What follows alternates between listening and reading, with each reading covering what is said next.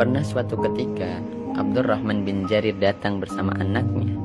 Keduanya mengambil tempat duduk di sisi Salamah bin Dinar, seorang qadhi dan imam yang terpercaya atau yang sering dipanggil dengan Abu Hazim, dan memberikan salam kemudian mendoakan kebahagiaan dunia dan akhirat untuk beliau. Keduanya disambut oleh Abu Hazim dan beliau membalas dengan salam yang lebih baik. Kemudian terjadilah perbincangan di antara mereka. Abdurrahman berkata, "Wahai Abu Hazim, bagaimana Anda mendapatkan hati yang hidup itu?" Abu Hazim menjawab dengan membersihkan diri dari dosa-dosa besar. Bila seorang hamba bertekad meninggalkan dosa, maka terbukalah baginya kehidupan hati. Jangan pula dilupakan, wahai Abdurrahman, sedikit dari dunia ini banyak melalaikan dari akhirat kita. Dan setiap nikmat yang tidak mendekatkan engkau kepada Allah, maka itu menjadi siksa bagimu. Kemudian putra Abdurrahman berkata, "Guru kita amatlah banyak. Lalu siapakah di antara mereka yang harus kita jadikan teladan, wahai ayah?"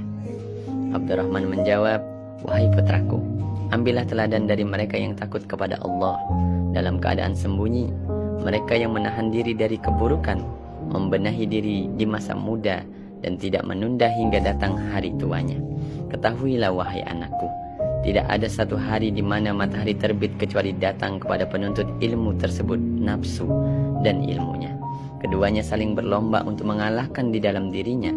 Bila ilmunya menang atas nafsunya, maka itulah hari keberuntungan baginya.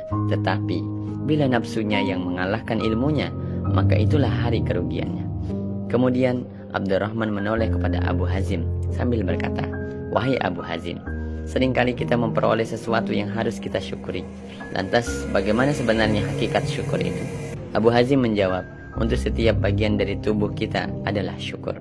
Abdurrahman kembali bertanya, "Bagaimana cara mensyukuri kedua mata kita?" Abu Hazim menjawab, "Bila melihat kebaikan, engkau menyebarkannya, dan bila melihat keburukan, engkau menutupinya." Kemudian Abdurrahman bertanya lagi, "Bagaimana cara bersyukur dengan kedua telinga?" Abu Hazim menjawab, "Bila mendengar kebaikan, engkau tersadar, dan bila mendengar kejahatan, engkau menyembunyikannya." Abdurrahman kembali bertanya, "Bagaimana syukurnya kedua tangan?"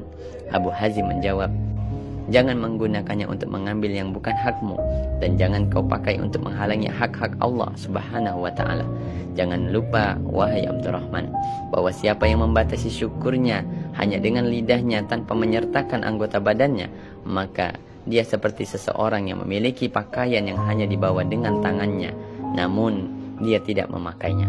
Maka dia tidak bisa terhindar dari terik matahari dan hawa dingin.